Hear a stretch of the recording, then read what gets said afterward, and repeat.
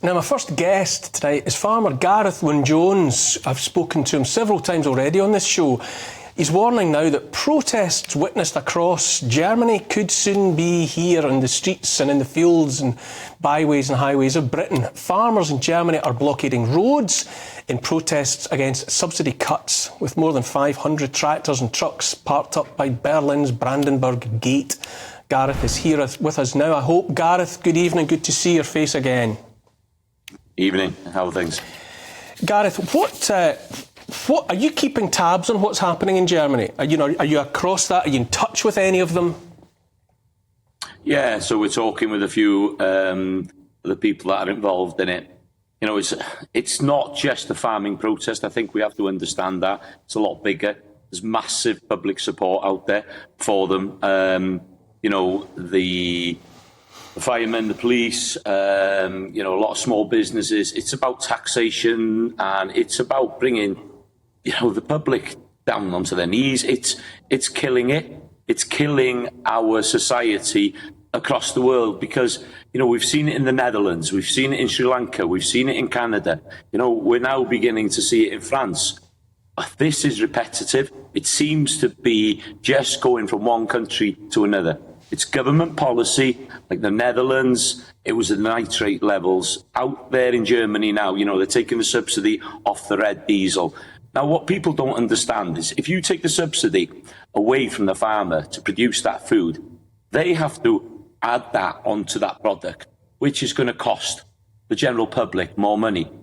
And what's really annoying, Neil, is that we're not seeing this in mainstream media. We're seeing tiny little bits.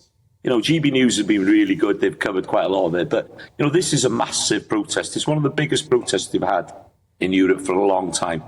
And as a farmer, I will tell you, honestly, farmers do not go out to protest unless it's the last resort because they've got animals, they have got crops, they have got a business to run.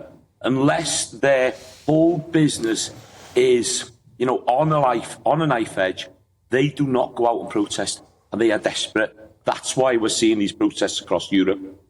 Yes, Gareth. Now, Ralph, I feel it in the marrow of my bones that the people, the farmers are angry because they understand the predicament into which they've been put by all of this. But the people know that when you start messing with the farmers, that something fundamental is adrift. Don't you think? No, I agree. And I think Gareth made a fantastic point when he said that farmers would only protest if really it's the last resort. And I think this goes double for Germany. There is this anecdote, I think, that kind of highlights this very nicely.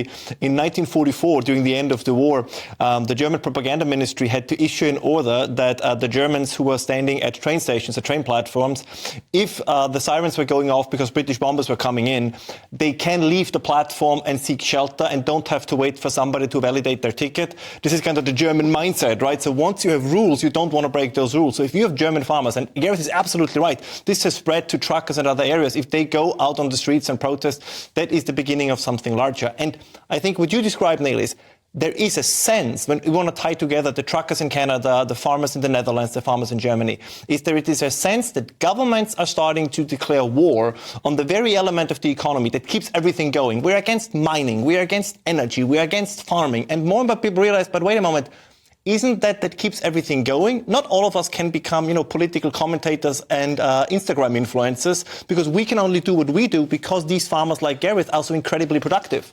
Gareth, do you feel that? Do you feel as though you're at war? A war that the vast majority of the population are not being kept up with? Yeah, let me tell you, my family's been farming this land for 375 years. I want a future for my children on this land, doing what I think is right. There's a few problems within the industry that we need tweaking. I'm not going to hide away from that.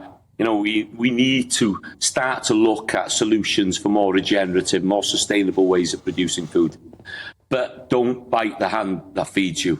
Don't ever forget that. And I'll tell you something. When you look, you are going to need maybe an accountant once a year, a dentist, a doctor. But you're going to need a farmer every single day of your life. And that's across the world. And the majority of farms across the world are family farms. These are people that are working 7 days a week, 365 days a year to produce food to feed people affordably. and healthily. And that's the scary bit. I see these, listening to your speech earlier, mate, and I see these multinational corporations flying in and out of Davos, looking at us thinking, who are these? Do they want us eating bugs and processed rubbish? Let's build a better Britain on our bellies. Let's look for a farming food revolution worldwide. Let's come together as people, because this is bigger than just the farmers. This is more. And if we don't support each other going forward, we're in deep trouble. And for me, I'm never going to go hungry. I'm never going to go cold. Today I was out shooting, harvesting my own food. I brought the birds back. I'll process them tomorrow. They'll be in my freezer. They'll be feeding my family. And I want to bring something else into this as well, Neil. We're working on Farming Britain, a new YouTube channel, to share these stories. Not country lies, but the true voice of rural people. What's going on in the countryside? This is really important. So if people have the opportunity, follow some of my social media pages from Facebook to YouTube, because these are important, because we're not having a voice in other mainstream media. Gareth, we need that voice so people can understand what's happening. Wake up and smell the coffee before it's too late.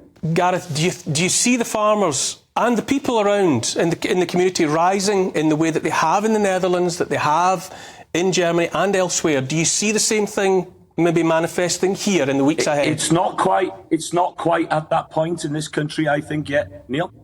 I don't think it's there.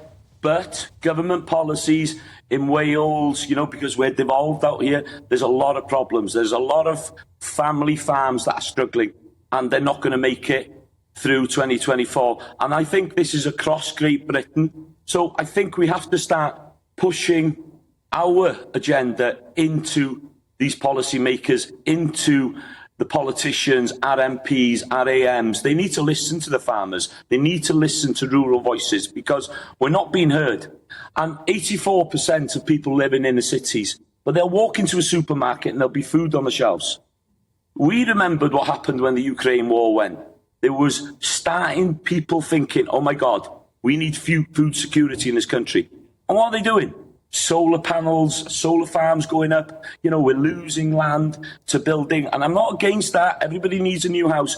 But we have to start to watch after our own country and our own farmers, because if something happens globally, we are going to be in trouble. We have a big population on a small island. And if you're going to try and feed them sustainably, affordably, that's going to be a bloody hard job, I'll tell you that. A bloody hard job. Gareth, keep doing it. Keep fighting the good fight, and I'll speak to you as soon as I possibly can. Thanks so much for joining us this evening